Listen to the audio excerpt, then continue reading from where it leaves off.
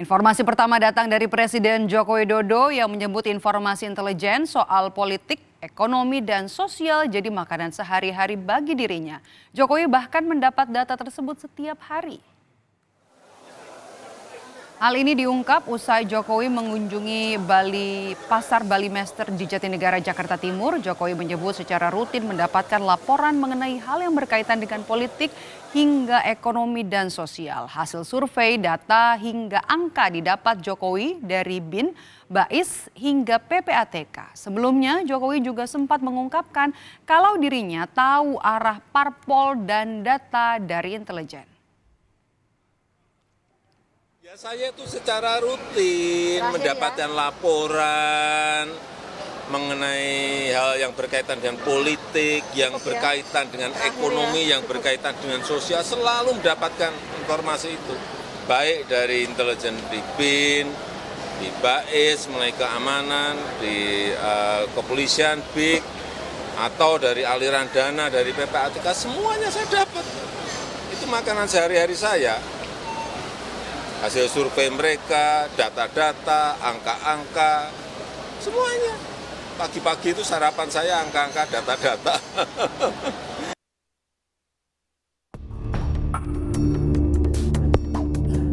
Pernyataan Joko Widodo yang mengetahui kemana arah langkah partai politik, termasuk data internal parpol jelang pemilu 2024 dari informasi intelijen menuai beragam tanggapan. Politikus PDI Perjuangan Masinton Pasaribu menilai pernyataan Jokowi saat membuka Rakernas Relawan Sekretariat Nasional di Bogor, Jawa Barat sebagai hal yang wajar. Sebagai Presiden, Jokowi mendapat laporan intelijen secara berkala. Yang namanya Presiden sebagai kepala negara dan kepala pemerintahan, beliau memiliki banyak instrumen kenegaraan gitu ya. Baik itu ada BIN, ada intelijen dari kepolisian, kejaksaan, dan lain-lain. Nah tentu seluruh informasi itu kan disampaikan kepada Presiden dan tentu ya logis kalau Presiden pasti tahu begitu. Meski dianggap wajar, namun Wakil Ketua Umum PKB Jazilul Fawait mengingatkan agar data tersebut jangan sampai disalahgunakan kepentingan tertentu, apalagi untuk tujuan politis.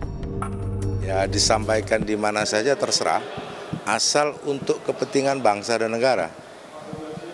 Tapi kalau digunakan untuk kepentingan misalkan selaku petugas partai tertentu atau kader partai tertentu, saya pikir itu tindakan yang tidak adil.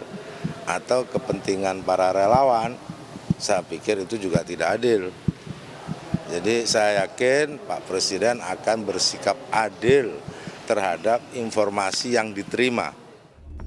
Ketua Perhimpunan Bantuan Hukum dan HAM Julius Ibrani punya penilaian lain soal ini. Jabatan presiden itu tidak bisa kemudian serta-merta menggunakan instansi negara, instansi intelijen negara untuk keperluan di luar undang-undang karena presiden adalah eksekutor, pelaksana undang-undang.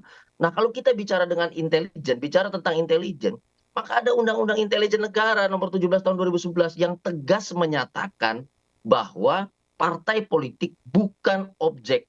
Pemimpin partai politik bukan subjek karena bukan merupakan ancaman terhadap keamanan negara. Dalam pasal 44 Undang-Undang Nomor 17 Tahun 2011 tentang intelijen negara memang disebutkan peran intelijen meliputi deteksi dini, pencegahan, dan penanggulangan yang mengancam kepentingan dan keamanan nasional. Dan presidenlah yang menjadi pengguna terakhir atau end user dalam Undang-Undang Intelijen. Tim Liputan, Kompas TV.